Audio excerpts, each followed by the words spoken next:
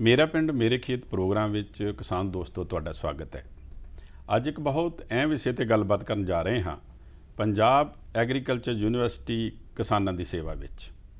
ਔਰ ਇਸ ਵਿਸ਼ੇ ਤੇ ਅੱਜ ਅਸੀਂ ਪੰਜਾਬ ਐਗਰੀਕਲਚਰ ਯੂਨੀਵਰਸਿਟੀ ਲੁਧਿਆਣਾ ਦੇ ਵਿੱਚ ਆਪਣੀ ਟੀਮ ਸਮੇਤ ਮਾਨਯੋਗ vice chancellor doctor Satbir Singh Gosal ਹੋਣਾ ਨਾਲ ਮੁਲਾਕਾਤ ਕਰਾਂਗੇ। ਸੋ ਗੋਸਲ ਸਾਹਿਬ, ਸਭ ਤੋਂ ਪਹਿਲਾਂ ਇਸ ਪ੍ਰੋਗਰਾਮ ਵਿੱਚ ਤੁਹਾਡਾ ਸਵਾਗਤ ਹੈ। ਔਰ ਆਪਾਂ ਗੱਲਬਾਤ ਕਰਾਂਗੇ ਕਿ ਪੰਜਾਬ ਐਗਰੀਕਲਚਰ ਯੂਨੀਵਰਸਿਟੀ ਲੁਧਿਆਣਾ ਦਾ ਬਹੁਤ ਇੱਕ ਅਹਿਮ ਯੋਗਦਾਨ ਜੋ ਹੈ ਉਹ ਕਿਸਾਨਾਂ ਵਾਸਤੇ ਰਿਹਾ ਹੈ। ਔਰ ਤਕਰੀਬਨ 60 ਸਾਲ ਹੋ ਗਏ ਨੇ ਔਰ ਪੰਜਾਬ ਦੀ ਕਾਇਆ ਪਲਟ ਕੇ ਇਹਨੇ ਰੱਖਤੀ ਹੈ। ਸੋ ਇਹਦੇ ਬਾਰੇ ਤੁਸੀਂ ਕੀ ਕਹਿਣਾ ਚਾਹੋਗੇ? ਕੋਈ ਸ਼ੱਕ ਨਹੀਂ ਕਿ ਪੰਜਾਬ ਐਗਰੀਕਲਚਰ ਯੂਨੀਵਰਸਿਟੀ ਦੀ ਬਹੁਤ ਵੱਡੀ ਦੇਣ ਹੈਗੀ ਹੈ ਪੰਜਾਬ ਦੀ ਐਗਰੀਕਲਚਰ ਨੂੰ। ਤੇ ਇਹ ਯੂਨੀਵਰਸਿਟੀ 1962 ਦੇ ਵਿੱਚ ਬਣੀ ਸੀ। 60 ਸਾਲ ਹੋ ਗਏ ਨੇ ਇਹਨੂੰ, ਤੇ 60 ਸਾਲਾਂ ਦੇ ਵਿੱਚ ਇਸ ਯੂਨੀਵਰਸਿਟੀ ਨੇ ਬਹੁਤ ਮੱਲਾਂ ਮਾਰੀਆਂ ਤੇ ਆਪਣਾ ਵਰਲਡ ਦੇ ਵਿੱਚ ਨਾਂ ਬਣਾਇਆ ਹੈਗਾ। ਜਦੋਂ ਯੂਨੀਵਰਸਿਟੀ ਬਣੀ ਸੀ ਉਦੋਂ ਜਦੋਂ ਕੰਟਰੀ ਆਜ਼ਾਦ ਹੋਇਆ 1947 ਦੇ ਵਿੱਚ, ਸਾਡੇ ਕੋਲ ਬਹੁਤ ਸਾਰੇ ਏਰੀਏ ਦੇ ਵਿੱਚ ਤੇ ਅਨਾਜ ਨਹੀਂ ਸੀ 3 ਟਾਈਮ ਦੀ ਰੋਟੀ ਦਾ ਵੀ, ਤੇ ਕਣਕ ਜਿਹੜੀ ਸੀ ਅਮਰੀਕਾ ਤੋਂ ਆਇਆ ਕਰਦੀ ਸੀ। ਉਦੋਂ ਜਿਹੜੀ ਪਾਪੂਲੇਸ਼ਨ ਸੀ ਉਹ ਤਕਰੀਬਨ 44 ਕਰੋੜ ਸੀ। ਹਾਂਜੀ। ਉਸ ਤੋਂ ਬਾਅਦ ਸਾਡੇ ਕੋਲ 44 ਕਰੋੜ ਵਾਸਤੇ ਵੀ ਅੰਨ ਨਹੀਂ ਸੀ, ਅਮਰੀਕਾ ਤੋਂ ਕਣਕ ਆਉਂਦੀ ਸੀ। ਹਾਂਜੀ। ਉਸ ਤੋਂ ਬਾਅਦ ਜਦੋਂ ਯੂਨੀਵਰਸਿਟੀ ਬਣੀ 64-65 ਦੇ ਵਿੱਚ ਅਸੀਂ ਜਿਹੜੀਆਂ ਵਧੀਆਂ ਕਿਸਮਾਂ ਸੀ ਮੈਕਸੀਕੋ ਤੋਂ ਲੈ ਕੇ ਆਏ, ਉਹਨਾਂ ਨੂੰ ਆਪਣੀਆਂ ਕਿਸਮਾਂ ਦੇ ਨਾਲ ਅਸੀਂ ਹਾਈਬ੍ਰਿਡਾਈਜ਼ ਕੀਤਾ। ਜਿਵੇਂ ਲਾਰਮਾ ਰੋਜੋ ਸਨੋਰਾ 64 ਆਈਆਂ ਸੀ ਮੈਕਸੀਕੋ ਤੋਂ। ਅਸੀਂ ਉਸ ਤੋਂ ਬਾਅਦ ਇਸ ਸੱਚ ਪਹਿਲਾਂ PV 18 ਰਿਲੀਜ਼ ਕੀਤੀ। ਇੱਥੇ ਲਾਲ ਰੰਗ ਦੀ ਕਣਕ ਸੀ, ਬਹੁਤ ਸਾਰੇ ਕਿਸਾਨ ਵੀਰ ਜਾਣਦੇ ਹੋਣਗੇ, ਪਰ ਆਟਾ ਲਾਲ ਸੀ, ਪਸੰਦ ਨਹੀਂ ਸੀ। ਬਿਲਕੁਲ ਜੀ। ਤੇ ਇਸ ਕਰਕੇ ਫਿਰ ਅਸੀਂ ਉਸ ਨੂੰ ਆਟੇ ਨੂੰ ਸਫੇਦ ਬਣਾਉਣ ਵਾਸਤੇ ਤੇ ਹਾਈ ਈਲਡ ਦੀਆਂ ਵੈਰਾਈਟੀਆਂ ਕੱਢਣ ਵਾਸਤੇ ਉਹਨੂੰ ਕ੍ਰੋਸ ਹਾਈਬ੍ਰਿਡਾਈਜ਼ ਕੀਤਾ। ਫਿਰ ਸਾਡੀ ਕਲਿਆਣ ਸੋਨਾ ਆਈ ਸੀ, ਜਿਹਦਾ ਰੰਗ ਵੀ ਸਾਫ਼ ਸੀ ਤੇ ਝਾੜ ਵੀ ਬਹੁਤ ਸੀ। ਕਲਿਆਣ ਸਾਲ ਤੋਂ ਬਾਅਦ ਇੱਕ ਤੋਂ ਬਾਅਦ ਇੱਕ ਬਹੁਤ ਹੀ ਜ਼ਿਆਦਾ ਝਾੜ ਦੇਣ ਵਾਲੀਆਂ ਤੇ ਅੱਛੀ ਕੁਆਲਿਟੀ ਵਾਲੀਆਂ ਕਿਸਮਾਂ ਅਸੀਂ ਪੈਦਾ ਕੀਤੀਆਂ, ਤੇ ਜਿਹਦੇ ਕਰਕੇ ਫਿਰ ਇਸੇ ਤਰ੍ਹਾਂ ਰਾਈਸ ਦੇ ਵਿੱਚ ਅਸੀਂ IR8 ਪਹਿਲਾਂ ਸਭ ਤੋਂ ਵੈਰਾਈਟੀ ਲੈ ਕੇ ਆਏ ਸੀ ਫਿਲੀਪੀਨ ਤੋਂ। ਉਸ ਤੋਂ ਬਾਅਦ ਹੋਰ ਵੈਰਾਈਟੀ ਆਈਆਂ। ਸੋ ਕਣਕ ਅਤੇ ਝੋਨੇ ਦੀਆਂ ਜਿਹੜੀਆਂ ਹਾਈ ਯੀਲਡਿੰਗ ਵੈਰਾਈਟੀਆਂ ਪੰਜਾਬ 'ਚ ਲੱਗਣੀਆਂ ਸ਼ੁਰੂ ਹੋਈਆਂ। ਅਸੀਂ ਯੂਨੀਵਰਸਿਟੀ ਵੱਲੋਂ ਦਿੱਤੀਆਂ ਸਿਫਾਰਿਸ਼ ਕੀਤੀਆਂ ਤੇ ਕਿਸਾਨਾਂ ਨੇ ਇਹਨਾਂ ਨੂੰ ਅਪਣਾਇਆ, ਤੇ ਜਿਹਦੇ ਨਾਲ ਇੱਕ ਗ੍ਰੇਨ ਰਿਵੋਲੂਸ਼ਨ ਆ ਗਿਆ ਪੰਜਾਬ ਦੇ ਵਿੱਚ। ਇਹਦੇ 'ਚ PAU ਦਾ ਵੀ ਦੇਣ ਹੈ ਤੇ ਇਹਦੇ 'ਚ ਕਿਸਾਨਾਂ ਦੀ ਵੀ ਬਹੁਤ ਵੱਡੀ ਦੇਣ ਹੈ, ਜਿਨ੍ਹਾਂ ਨੇ ਨਵੀਆਂ ਫਸਲਾਂ ਨੂੰ ਆਪਣੇ ਖੇਤਾਂ 'ਚ ਉਗਾਇਆ। 1961-62 ਦੇ ਦਹਾਕੇ ਦੇ ਵਿੱਚ ਤੁਸੀਂ ਸੋਚਣਾ ਸ਼ੁਰੂ ਕਰਤਾ ਕਿ ਐਗਰੀਕਲਚਰ ਯੂਨੀਵਰਸਿਟੀ ਜਿਹੜੀ ਹੈ ਉਹਦਾ ਯੋਗਦਾਨ ਹੋ ਸਕਦਾ ਹੈ। ਬਿਲਕੁਲ। ਔਰ ਇਹਦੇ ਵਿੱਚ ਬਹੁਤ ਵੱਡੀਆਂ ਸ਼ਖਸੀਅਤਾਂ ਦਾ ਬੜਾ ਯੋਗਦਾਨ ਸੀਗਾ। ਸੋ ਇਹ ਜਿਹੜਾ ਇੱਕ ਪੀਰੀਅਡ ਸੀਗਾ 1965 ਤੋਂ ਲੈ ਲਓ ਜਾਂ 1962 ਤੋਂ ਲੈ ਲਈਏ, ਬਹੁਤ ਵੈਰਾਈਟੀਆਂ ਤੁਸੀਂ ਲੈ ਕੇ ਆਏ। ਔਰ 1985 ਤੱਕ ਤਕਰੀਬਨ ਇਹ ਸਾਰਾ ਪੀਰੀਅਡ ਚੱਲਦਾ ਰਿਹਾ। ਔਰ ਜੋ ਮੈਂ ਸਮਝਣਾ ਹੈ ਕਿ ਅਸੀਂ ਤਾਂ ਬਹੁਤ ਛੋਟੇ ਹੁੰਦੇ ਸੀ, ਤੇ 1985 ਦੇ ਵਿੱਚ ਤੇ ਬਹੁਤ ਇਹਦਾ ਇੱਕ ਪੀਕ ਤੇ ਸਾਡਾ ਕਿਸਾਨ ਜਿਹੜਾ ਸੀ ਉਹਦੀ ਪੈਦਾਵਾਰ ਹੋ ਗਈ ਸੀ। ਗੋਸਲ ਸਾਹਿਬ, ਤੁਸੀਂ ਦੇਖਿਆ ਹੋਏਗਾ ਕਿ ਉਸ ਤੋਂ ਬਾਅਦ ਕੁਛ ਸਾਨੂੰ ਉਹਦਾ ਖਮਿਆਜਾ ਵੀ ਭੁਗਤਣਾ ਪਿਆ, ਜਿਹਦੇ ਕਰਕੇ ਕੁਛ ਪ੍ਰੋਬਲਮ ਆਈਆਂ। ਕਿ ਉਹਦੇ ਬਾਰੇ ਵੀ ਕੋਈ ਵਿਉਂਤਬੰਦੀ ਤੁਸੀਂ ਜਿਹੜੀ ਆ ਉਹ ਬਣਾ ਰਹੇ ਹੋ ਕਿ ਜਿਸ ਤਰ੍ਹਾਂ ਉਹਦੇ ਵਿੱਚੋਂ ਕਿਸਾਨ ਨੂੰ ਹੋਰ ਪੈਦਾਵਾਰ ਕੱਢਣ ਦਾ ਸਮਰੱਥ ਬਣਾਈਏ? ਜਦੋਂ ਆਪਾਂ ਇੰਨੀ ਪ੍ਰੋਡਕਸ਼ਨ ਵਧਾ ਲੈਂਦੇ ਹਾਂ, ਹੁਣ ਸਾਡੇ ਕੋਲ ਕਣਕ ਤੇ ਝੋਨੇ ਦਾ ਬਹੁਤ ਵੱਡਾ ਇੱਕ ਸਾਈਕਲ ਬਣ ਗਿਆ ਹੈਗਾ। ਬਿਲਕੁਲ। ਕਣਕ ਲਾਉਂਦੇ ਹਾਂ, ਫਿਰ ਝੋਨਾ ਲਾਉਂਦੇ ਹਾਂ, ਫਿਰ ਝੋਨਾ ਲਾਉਂਦੇ ਹਾਂ। ਹਾਂਜੀ। ਜੇ ਦੇਖਿਆ ਜਾਵੇ ਅਸੀਂ 1 ਕਿੱਲੇ ਦੇ ਵਿੱਚੋਂ ਅਸੀਂ ਕੋਈ 50 ਕੁਇੰਟਲ ਦਾਣੇ ਕੱਢਦੇ ਹਾਂ, ਤੇ ਇੰਨੀ ਹੀ ਅਸੀਂ ਪਰਾਲੀ ਤੇ ਤੂੜੀ ਕੱਢ ਲੈਂਦੇ ਹਾਂ, ਤੇ ਤਕਰੀਬਨ 100 ਕੁਇੰਟਲ ਜਿਹੜਾ ਹੈਗਾ ਬਾਇਓਮਾਸ ਅਸੀਂ 1 ਏਕੜ 'ਚੋਂ ਕੱਢਦੇ ਹਾਂ। ਹਾਂਜੀ। ਸੋ ਜੇ ਆਪਾਂ ਹਰ ਇੱਕ ਚੀਜ਼ ਕੱਢੀ ਜਾਵਾਂਗੇ ਤੇ ਉਹਦੇ 'ਚ ਅਸੀਂ ਵਾਪਸ ਨਹੀਂ ਪਾਉਂਦੇ ਤਾਂ ਜਿਹੜੀ ਸਾਡੀ ਜ਼ਮੀਨ ਹੈ, ਸੋਇਲ ਹੈ, ਉਹਦੀ ਹੈਲਥ ਹੈ ਜਿਹੜੀ ਉਹ ਡਾਊਨ ਹੋ ਜਾਂਦੀ ਹੈ। ਬਿਲਕੁਲ ਜੀ, ਸੋ ਬਿਲਕੁਲ। ਇਹ ਓਵਰ ਦੀ ਈਅਰ ਸਾਲਾਂ ਵਧੀ ਅਸੀਂ ਪੈਦਾਵਾਰ ਬਹੁਤ ਵਧਾ ਲਈ ਹੈ, ਪਰ ਅਸੀਂ ਜਿਹੜੀ ਸਾਡੀ ਮਿੱਟੀ ਹੈ, ਜ਼ਮੀਨ ਹੈ, ਉਹਦੇ 'ਚ ਉਨੀਆਂ ਖਾਦਾਂ ਜਿੰਨੀ ਖਾਸ ਕਰਕੇ ਦੇਸੀ ਖਾਦਾਂ ਜਿਹੜੀਆਂ ਨੇ ਉਹ ਘੱਟ ਪਾਈਆਂ ਨੇ।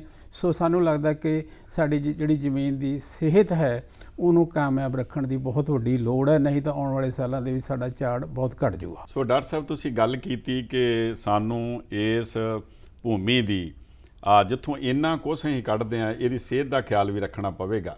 ਸੋ ਮੈਂ ਸਮਝਣਾ ਕਿ ਇਹਦੇ ਨਾਲ ਜਦੋਂ ਹੁਣ ਕੁਝ ਡਾਟਾ ਦੇਖੀਦਾ ਤੁਹਾਡੇ ਵੱਖ-ਵੱਖ ਵਿਭਾਗਾਂ ਦਾ, ਤੇ ਪਾਣੀ ਦਾ ਪੱਧਰ ਵੀ ਜਿਹੜਾ ਉਹ ਵੀ ਥੱਲੇ ਗਿਆ, ਕਿ ਉਹ ਪਾਣੀ ਦੇ ਪੱਧਰ ਬਾਰੇ ਵੀ ਕੋਈ ਤੁਸੀਂ ਆਪਣੀ ਪਲੈਨਿੰਗ 'ਚ ਤੁਹਾਡੀਆਂ ਯੂਨੀਵਰਸਿਟੀ ਵੱਲੋਂ ਕੋਈ ਖੇਤੀ ਖੋਜ ਇਹਦੇ ਤੇ ਵੀ ਕਰ ਰਹੇ ਹੋ? ਹਾਂਜੀ, ਸਾਡੇ ਕੋਲ ਇੱਥੇ ਇੱਕ ਮਹਿਕਮਾ ਹੈਗਾ ਸੋਇਲ ਵਾਟਰ ਇੰਜੀਨੀਅਰਿੰਗ, ਉਹ ਰੈਗੂਲਰਲੀ ਹਰ ਇੱਕ ਜ਼ਿਲ੍ਹਿਆਂ 'ਚ ਜਾ ਕੇ, ਪਿੰਡਾਂ 'ਚ ਜਾ ਕੇ ਚੈੱਕ ਕਰਦੇ ਰਹਿੰਦੇ ਨੇ ਕਿ ਸਾਡਾ ਪਾਣੀ ਦਾ ਜਿਹੜਾ ਲੈਵਲ ਹੈ ਉਹ ਕਿੱਥੇ ਪਹੁੰਚ ਗਿਆ। ਕਈ ਜਗ੍ਹਾ 'ਤੇ ਜਿਹੜਾ ਪਾਣੀ ਹੈ ਉਹ 300 ਫੁੱਟ ਤੋਂ ਵੀ ਜ਼ਿਆਦਾ ਡੂੰਘਾ ਚਲਾ ਗਿਆ। ਕਦੇ ਅਸੀਂ ਨਲਕੇ ਲਾਉਂਦੇ ਹੁੰਦੇ ਸੀ, ਨਲਕਾ ਚੱਲਦਾ ਸੀ, ਫਿਰ ਉਸ ਤੋਂ ਬਾਅਦ ਟਿਊਬਵੈੱਲ ਲੱਗ ਗਏ, ਅਤੇ ਹੁਣ ਮੱਛੀ ਮੋਟਰ ਆ ਗਈ, ਅਤੇ ਹੁਣ ਮੱਛੀ ਮੋਟਰ ਨਾਲ ਵੀ ਔਖਾ ਹੋ ਰਿਹਾ, 25-25 ਹਾਰਸ ਪਾਵਰ ਦੀਆਂ ਮੋਟਰਾਂ ਲੱਗ ਗਈਆਂ ਨੇ। ਸੋ ਪਾਣੀ ਸਾਡਾ ਨੀਚੇ ਜਾ ਰਿਹਾ, ਜਿਹੜਾ ਗਰਾਊਂਡ ਵਾਟਰ ਹੈਗਾ। ਦੂਜਾ ਜਿਹੜਾ ਜਿੰਨਾ ਅਸੀਂ ਡੂੰਘੇ ਜਾ ਰਹੇ ਹਾਂ, ਉਹ ਪਾਣੀ ਜਿਹੜਾ ਹੈਗਾ ਉਹ ਫਸਲਾਂ ਵਾਸਤੇ ਵੀ ਫਿੱਟ ਨਹੀਂ ਹੈਗਾ, ਫਸਲਾਂ ਨੂੰ ਖਰਾਬ ਕਰਦਾ, ਮਿੱਟੀ ਦੀ ਸਿਹਤ ਨੂੰ ਖਰਾਬ ਕਰਦਾ। ਸੋ ਅਸੀਂ ਬਹੁਤ ਆਪਣੇ ਵੱਲੋਂ ਕੋਸ਼ਿਸ਼ ਕਰ ਰਹੇ ਹਾਂ, ਅਸੀਂ ਪ੍ਰੋਜੈਕਟਸ ਕਰ ਰਹੇ ਹਾਂ ਨੈਸ਼ਨਲ ਲੈਵਲ 'ਤੇ, ਇੰਟਰਨੈਸ਼ਨਲ ਲੈਵਲ 'ਤੇ ਪ੍ਰੋਜੈਕਟਸ ਕਰਨ ਲਈ ਜਾ ਰਹੇ ਹਾਂ ਕਿ ਅਸੀਂ ਜਿਹੜਾ ਸਾਡਾ ਧਰਤੀ ਹੇਠਲਾ ਪਾਣੀ ਹੈ ਉਹਨੂੰ ਕਿਵੇਂ ਸੰਭਾਲਣਾ, ਅਤੇ ਤਾਂ ਕਿ ਅਸੀਂ ਜਿਹੜੀ ਉਪਜਾਊ ਸ਼ਕਤੀ ਵੀ ਠੀਕ ਰੱਖ ਸਕੀਏ। ਸੋ ਉਹ 'ਤੇ ਬਹੁਤ ਅਸੀਂ ਕੰਮ ਕਰ ਰਹੇ ਹਾਂ। ਜਿਵੇਂ ਕਿ ਅਸੀਂ ਝੋਨਾ, ਜਿਹੜਾ ਸਾਨੂੰ ਲੱਗਦਾ ਹੈ ਕਿ ਉਹ ਕਲਪਰੇਟ ਹੈ, ਇੱਕ ਝੋਨਾ ਬਹੁਤ ਪਾਣੀ ਲੈਂਦਾ ਹੈਗਾ, ਅਤੇ ਝੋਨੇ ਦਾ ਜਿਹੜਾ ਪਾਣੀ ਇੰਨਾ ਲੈ ਰਿਹਾ ਉਹਨੂੰ ਕਿਵੇਂ ਘਟਾਉਣਾ। ਇੱਕ ਤਾਂ ਅਸੀਂ ਸ਼ਾਰਟ ਡਿਊਰੇਸ਼ਨ ਵਰਾਇਟੀਆਂ ਕੱਢੀਆਂ ਨੇ। ਬਿਲਕੁਲ। ਪਹਿਲਾਂ ਜਿਹੜੀਆਂ ਸਾਡੀਆਂ ਵਰਾਇਟੀਆਂ ਹੁੰਦੀਆਂ ਸੀ, ਜਿਵੇਂ ਪੂਸਾ 44 ਅਤੇ ਪੂਸਾ 44 ਜਿਹਨੂੰ ਕਹਿੰਦੇ ਆ, ਉਹ 160 ਦਿਨਾਂ 'ਚ ਪੱਕਦੀ ਸੀ, ਅਤੇ ਉਹ 160 ਦਿਨਾਂ 'ਚ ਪਾਣੀ ਵੀ ਉਹਨੂੰ ਬਹੁਤ ਲੱਗਦਾ ਸੀ। ਹੁਣ ਜਿਹੜੀ ਕਿਸਮ ਅਸੀਂ ਲੇਟੈਸਟ ਦਿੱਤੀ ਹੈਗੀ ਉਹ ਹੈ PR 126, ਜਿਹੜੀ ਕਿ 123 ਦਿਨਾਂ 'ਚ ਪੱਕ ਜਾਂਦੀ ਹੈ। ਬਿਲਕੁਲ। ਅਤੇ ਉਹਦੇ 'ਚ ਪਾਣੀ 1 ਮਹੀਨਾ ਪਹਿਲੇ ਹੀ ਪੱਕ ਜਾਂਦੀ, ਪਾਣੀ ਜਿਹੜਾ 1 ਮਹੀਨੇ 'ਚ ਲੱਗਣੇ ਸੀ ਉਹ ਘਟ ਗਏ ਨੇ। ਦੂਜਾ ਅਸੀਂ ਇੱਕ ਡਾਇਰੈਕਟ ਸੀਡਡ ਰਾਈਸ ਦੀ ਵਿਧੀ ਦਿੱਤੀ ਹੈ, DSR ਜਿਹਨੂੰ ਕਹਿੰਦੇ ਆ, ਉਹਦੇ ਨਾਲ ਵੀ ਪਾਣੀ ਕੁਛ ਸਾਡਾ ਬਚਦਾ ਹੈ। ਤੀਜਾ ਜੋ ਅੱਜ ਕੱਲ੍ਹ ਮਾਈਕਰੋ ਇਰੀਗੇਸ਼ਨ ਆ ਗਈ ਹੈ, ਅਸੀਂ ਮਾਈਕਰੋ ਇਰੀਗੇਸ਼ਨ ਦੇ ਪ੍ਰੋਜੈਕਟਸ ਕਰ ਰਹੇ ਹਾਂ। ਉਹ ਅਸੀਂ ਰਿਸਰਚ ਵੀ ਕੀਤੀ ਹੈ ਅਤੇ ਰਿਕਮੈਂਡੇਸ਼ਨ ਵੀ ਕੀਤੀ ਹੈ ਬਹੁਤ ਸਾਰੀਆਂ ਕ੍ਰੌਪਸ ਵਾਸਤੇ, ਕਿ ਡ੍ਰਿਪ ਇਰੀਗੇਸ਼ਨ ਜਿਵੇਂ ਹੈਗੀ ਹੈ, ਸਪ੍ਰਿੰਕਲਰ ਇਰੀਗੇਸ਼ਨ ਹੈ। ਜਦੋਂ ਡ੍ਰਿਪ ਇਰੀਗੇਸ਼ਨ ਕਰਦੇ ਹਾਂ ਸਾਡਾ ਪਾਣੀ ਬਹੁਤ ਬਚ ਜਾਂਦਾ ਉਹਦੇ ਨਾਲ। ਸੋ ਸਾਡੀ ਪੂਰੀ ਕੋਸ਼ਿਸ਼ ਹੈ ਕਿ ਪਾਣੀ ਅਸੀਂ ਘੱਟ ਤੋਂ ਘੱਟ ਕਿਵੇਂ ਬਚਾਈਏ। ਦੂਜਾ ਹੁਣ ਜਿਹੜੀ ਗਰਮੀ ਰੁੱਤ ਦੀ ਮੱਕੀ ਆ ਗਈ, ਅਤੇ ਇਹਦੇ 'ਚ ਵੀ ਪਾਣੀ ਬਹੁਤ ਲੱਗਦਾ। ਸੋ ਅਸੀਂ ਕਿਸਾਨ ਵੀਰਾਂ ਨੂੰ ਇਹ ਗੁਜ਼ਾਰਿਸ਼ ਕਰਦੇ ਹਾਂ, ਜਿਹੜੀ ਗਰਮ ਰੁੱਤ ਦੀ ਮੱਕੀ ਹੈ ਉਹ ਉਸ ਟਾਈਮ ਨਾ ਲਾਈਏ, ਕਿਉਂਕਿ 18-18, 20-20 ਪਾਣੀ ਉਸ ਨੂੰ ਲੱਗਦੇ ਆ। ਇਹ ਦੂਜਾ ਝੋਨਾ ਹੈ, ਅਤੇ ਅਸੀਂ ਚਾਹੁੰਦੇ ਹਾਂ ਕਿ ਉਹ ਜਿਹੜੀ ਮੱਕੀ ਲਾਉਣੀ ਹੀ ਹੈਗੀ ਜਦੋਂ ਮੁੱਖ ਜਿਹੜੀ ਸਾਉਣੀ ਦੀ ਫਸਲ ਹੈ ਉਦੋਂ ਲਾ ਲਿਆ ਕਰਨ। ਸੋ ਬੜੀ ਵਧੀਆ ਗੱਲ ਹੈ ਕਿ ਤੁਹਾਡੇ ਕੋਲ ਸੋਇਲ ਵਾਟਰ ਇੰਜੀਨੀਅਰਿੰਗ ਵਿਭਾਗ ਹੈ ਔਰ ਨਿਰੰਤਰਨ ਜਾਰੀ ਹੈ ਉਹਨਾਂ ਦੀ ਖੋਜ। ਸੋ ਡਾਕਟਰ ਸਾਹਿਬ ਦੇਖੋ, ਝੋਨੇ ਦੀ ਆਪਾਂ ਗੱਲ ਕਰਦੇ ਹਾਂ ਅਤੇ ਬਹੁਤ ਔਖਾ ਹੋ ਜਾਂਦਾ ਵਾ ਕਿ ਅਸੀਂ ਜਿਹਦੇ ਤੋਂ ਚੰਗੇ ਪੈਸੇ ਮਿਲਦੇ ਹੋਣ ਉਹ ਕਿਸਾਨ ਉਹਨੂੰ ਛੱਡਦਾ ਨਹੀਂ। ਅਤੇ ਬੜੀ ਵਧੀਆ ਗੱਲ ਹੈ ਕਿ ਤੁਸੀਂ ਹੁਣ ਸ਼ਾਰਟ ਡਿਊਰੇਸ਼ਨ ਵਰਾਇਟੀਆਂ ਕੱਢ ਕੇ ਪਾਣੀ ਦੀ ਖਪਤ ਜਿਹੜੀ ਆ ਉਹਨੂੰ ਵੀ ਘਟਾ ਰਹੇ ਹੋ। ਕਿ ਇਹਦੇ ਨਾਲ ਕੋਈ ਪੰਜਾਬ ਐਗਰੀਕਲਚਰ ਯੂਨੀਵਰਸਿਟੀ ਤੁਹਾਡੀ ਰਹਿਨਮਾਈ ਹੇਠ ਕੋਈ ਪਰਾਲੀ ਦੇ ਪ੍ਰਬੰਧਨ ਬਾਰੇ ਵੀ ਕੋਈ ਇਹੋ ਜਿਹਾ ਪ੍ਰੋਜੈਕਟ ਜਾਂ ਕੋਈ ਤੁਹਾਡੇ ਵਿਭਾਗ ਜਿਹੜੇ ਨੇ ਉਹ ਕੰਮ ਕਰ ਰਹੇ ਨੇ, ਤਾਂ ਕਿ ਇਸ ਪਰਾਲੀ ਦੇ ਜੰਜਾਲ 'ਚੋਂ ਵੀ ਨਿਕਲਿਆ ਜਾਵੇ, ਭਾਵੇਂ ਕਿ ਤੁਸੀਂ ਬਹੁਤ ਵੈਰਾਈਟੀਆਂ ਕੱਢਦੀਆਂ ਜਿਨ੍ਹਾਂ ਦਾ ਪਰਾਲ ਬਹੁਤ ਘੱਟ ਹੁੰਦਾ। ਸੋ ਇਹਦੇ ਬਾਰੇ ਤੁਸੀਂ ਕੀ ਕਹਿਣਾ ਚਾਹੋਗੇ? ਪਰਾਲੀ ਜਿਹੜੀ ਸਾਡੀ ਇਹ ਵੱਡੀ ਸਮੱਸਿਆ ਬਣੀ ਹੋਈ ਹੈ। ਤਕਰੀਬਨ ਅਸੀਂ ਪੰਜਾਬ ਦੇ ਵਿੱਚ 20 ਮਿਲੀਅਨ ਟਨ ਹਰ ਸਾਲ ਪਰਾਲੀ ਪੈਦਾ ਕਰਦੇ ਹਾਂ। ਜਿਹੜੀ ਤਾਂ ਬਾਸਮਤੀ ਦੀ ਪਰਾਲੀ ਹੁੰਦੀ ਹੈ ਉਹਨੂੰ ਪਸ਼ੂ ਫਿਰ ਵੀ ਖਾ ਜਾਂਦੇ ਨੇ, ਅਤੇ ਜਿਹੜੀ ਪਰਮਲ ਦੀ ਪਰਾਲੀ ਹੈ ਹਾਈ ਯੀਲਡਿੰਗ ਰਾਈਸ ਦੀ, ਉਹਨੂੰ ਸਾਡੇ ਪਸ਼ੂ ਨਹੀਂ ਖਾਂਦੇ। ਉਹਦਾ ਰੀਜ਼ਨ ਇਹ ਹੈਗਾ ਕਿ ਇਹਦੇ ਸਿਲਿਕਾ ਬਹੁਤ ਹੁੰਦਾ। ਸੋ ਜਦੋਂ ਪਰਾਲੀ ਖਾਂਦੇ ਨੇ ਪਸ਼ੂ, ਜੇ ਖਾ ਲੈਣ ਪਹਿਲਾਂ ਤਾਂਂ ਖਾਂਦੇ ਹੀ ਨਹੀਂ, ਉਹ ਪੇਟ ਹੈਵੀ ਭਾਰਾ ਹੁੰਦਾ ਅਤੇ ਉਹ ਖਾਣੋਂ ਹਟ ਜਾਂਦੇ ਨੇ। ਅਤੇ ਸਾਡੀ ਸਮੱਸਿਆ ਇਹ ਹੈਗੀ ਕਿ ਅਸੀਂ ਉਸ ਪਰਾਲੀ ਨੂੰ ਕਿਵੇਂ ਸੰਭਾਲੀਏ। ਹਾਂਜੀ। ਅਤੇ ਹੁਣ ਤਾਂ ਇੱਕ ਤਾਂ ਬਹੁਤ ਹੀ ਅੱਗ ਲੱਗਦੀ ਸੀ। ਹਾਂਜੀ। ਪਰ ਅਸੀਂ ਬੜੇ ਤਜਰਬੇ ਕੀਤੇ ਨੇ, 5-6 ਸਾਲ ਹੋ ਗਏ ਸਾਨੂੰ ਤਜਰਬੇ ਕਰਦਿਆਂ ਨੂੰ, ਕਿ ਜੇ ਪਰਾਲੀ ਨੂੰ ਅਸੀਂ ਖੇਤ ਵਿੱਚ ਹੀ ਰੱਖੀਏ। ਹਾਂਜੀ। ਜਿਵੇਂ ਪਹਿਲਾਂ ਗੱਲ ਮੈਂ ਕੀਤੀ ਸੀ ਕਿ 1 ਏਕੜ ਦੇ ਵਿੱਚੋਂ ਅਸੀਂ 50 ਜਿਹੜੇ ਕੁਇੰਟਲ ਨੇ ਉਹ ਦਾਣੇ ਕੱਢ ਲੈਂਦੇ ਆ ਤੇ ਇੰਨੀ ਹੀ ਅਸੀਂ ਤਕਰੀਬਨ ਕਣਕ ਤੇ ਜਿਹੜਾ ਪਰਾਲੀ ਦਾ ਭੁੱਸ ਕੱਢਦੇ ਆ। ਬਿਲਕੁਲ। ਸੋ ਅਸੀਂ ਚਾਹੁੰਦੇ ਵੀ ਕੁਝ ਤਾਂ ਵਾਪਸ ਕਰੀਏ ਨਾ, ਦਾਣਾ ਤਾਂ ਆਪਾਂ ਵਾਪਸ ਨਹੀਂ ਕਰ ਪਾਵਾਂਗੇ ਜ਼ਮੀਨ ਦੇ ਵਿੱਚ, ਉਹ ਤਾਂ ਮੰਡੀ 'ਚ ਲੈ ਜਾਂਦੇ ਆ। ਸੋ ਜਿਹੜੀ ਪਰਾਲੀ ਹੈ ਉਹਨੂੰ ਤਾਂ ਖੇਤ ਵਿੱਚ ਵਾਪਸ ਕਰ ਸਕਦੇ ਆ ਨਾ। ਹਾਂਜੀ। ਸੋ ਉਹ ਸਾਨੂੰ ਕਰਨੀ ਚਾਹੀਦੀ ਹੈ। ਅਸੀਂ ਦੇਖਿਆ ਕਿ ਪਰਾਲੀ ਦੇ ਵਿੱਚ ਜਿੰਨੀਆਂ ਅਸੀਂ ਖਾਦਾਂ ਪਾਉਂਦੇ ਆ ਉਹਦੇ ਜਿਹੜਾ 1/3 ਹਿੱਸਾ ਹੈਗਾ ਨਾਈਟ੍ਰੋਜਨ, ਫਾਸਫੋਰਸ, ਪੋਟਾਸ਼, ਇਹ ਪਰਾਲੀ ਦੇ ਵਿੱਚ ਹੁੰਦਾ ਹੈ। ਜੇ ਅਸੀਂ ਉਸ ਪਰਾਲੀ ਨੂੰ ਖਤਮ ਕਰ ਦਿੰਦੇ ਆ, ਅੱਗ ਲਾ ਦਿੰਦੇ ਆ, ਉਹ ਜਿਹੜੇ ਤੱਤ ਨੇ ਉਹ ਵੀ ਸੜ ਜਾਂਦੇ ਨੇ। ਜੇ ਅਸੀਂ ਉਸ ਪਰਾਲੀ ਨੂੰ ਖੇਤ ਦੇ ਵਿੱਚ ਹੀ ਪਾਵਾਂਗੇ ਤੇ ਉਹਦੇ ਨਾਲ ਇਹ ਤੱਤ ਜਿਹੜੇ ਨੇ ਵਾਪਸ ਖੇਤ ਦੇ ਵਿੱਚ ਚਲੇ ਜਾਣਗੇ। ਦੂਜਾ ਇਹ ਵੀ ਹੈਗਾ ਆਰਗੈਨਿਕ ਕੰਟੈਂਟ ਬਹੁਤ ਜ਼ਰੂਰੀ ਹੁੰਦਾ ਹੈ, ਉਹ ਆਰਗੈਨਿਕ ਕੰਟੈਂਟ ਵੀ ਜਿਹੜਾ ਹੈਗਾ ਖੇਤਾਂ ਦਾ ਵੱਧ ਜਾਂਦਾ ਹੈਗਾ। ਸੋ ਅਸੀਂ ਚਾਹੁੰਦੇ ਹਾਂ ਕਿ ਪਰਾਲੀ ਜਿਹੜੀ ਹੈਗੀ ਉਹ ਇੱਕ ਸੋਨਾ ਹੈ, ਉਹਨੂੰ ਖੇਤ ਵਿੱਚ ਹੀ ਰੱਖੀਏ, ਖੇਤ ਵਿੱਚ ਹੀ ਵਾਹ ਦਈਏ, ਉਹਦੀ ਖਾਦ ਬਣ ਜਾਂਦੀ ਹੈ ਤੇ ਉਹ ਸਾਡੀ ਜਿਹੜੀ ਜ਼ਮੀਨ ਦੀ ਉਪਜਾਊ ਸ਼ਕਤੀ ਦਿਨੋਂ ਦਿਨ ਘਟਦੀ ਜਾ ਰਹੀ ਹੈ, ਉਹ ਠੀਕ ਰਹੇਗੀ। ਸੋ ਬਹੁਤ ਵਧੀਆ ਗੱਲ ਹੈ ਕਿ ਦੇਖੋ ਇਸ ਪਰਾਲੀ ਤੇ ਵੀ ਤੁਸੀਂ ਉਹਨੂੰ ਉਸ ਜ਼ਮੀਨ ਦੇ ਵਿੱਚ ਹੀ ਦੱਬ ਕੇ ਜਿਹੜਾ ਵਾ ਇੱਕ ਖਾਦ ਬਣਾਉਣ ਦਾ ਉਪਰਾਲਾ ਜਿਹੜਾ ਤੁਹਾਡੇ ਵਿਭਾਗ ਕਰ ਰਹੇ ਨੇ, ਇੱਕ ਬਹੁਤ ਚੰਗੀ ਗੱਲ ਹੈ। ਸੋ ਡਾਕਟਰ ਸਾਹਿਬ, ਦੇਖਿਆ ਗਿਆ ਕਿ ਪੰਜਾਬ ਦੇ ਵਿੱਚ ਤਕਰੀਬਨ 3 ਤਰ੍ਹਾਂ ਦੇ ਕਿਸਾਨ ਜਿਹੜੇ ਉਹ ਰਹਿੰਦੇ ਨੇ। ਇੱਕ ਤੇ ਸਾਡਾ ਛੋਟਾ ਕਿਸਾਨ ਹੈ ਔਰ ਇੱਕ ਦਰਮਿਆਨਾ ਤੇ ਇੱਕ ਥੋੜਾ ਜਿਹਾ ਸਾਡਾ ਵੱਡਾ ਕਿਸਾਨ ਹੈ। ਠੀਕ ਹੈ ਜੀ। ਪਰ ਜੇ ਓਵਰਆਲ ਵੇਖੀਏ ਤੇ ਤਕਰੀਬਨ 10,92,000 ਕਿਸਾਨ ਜਿਹੜੇ ਨੇ ਉਹ ਪੰਜਾਬ ਦੇ ਵਿੱਚ ਹੈਗੇ। ਬਿਲਕੁਲ ਜੀ।